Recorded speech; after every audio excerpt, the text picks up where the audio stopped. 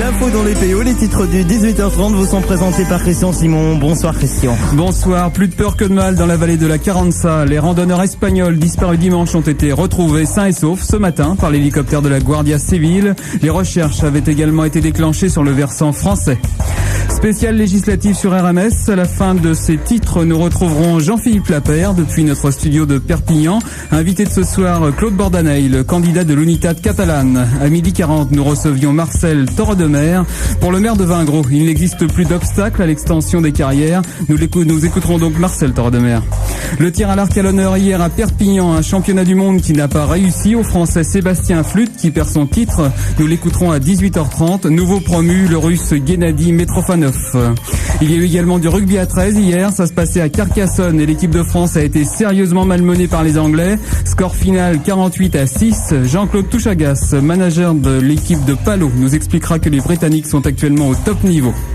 La couleur du temps pour demain, Météo France nous annonce des nuages le matin et des éclaircies l'après-midi en plaine et sur le littoral. En montagne, le soleil brillera toute la journée.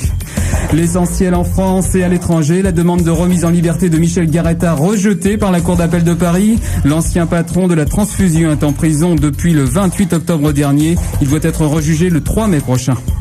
Nouvelle manifestation des marins pêcheurs. Ce matin, ils ont déversé 400 kilos de poissons devant la mairie d'Arcachon. Les pêcheurs protestent contre les importations sauvages et la chute des cours.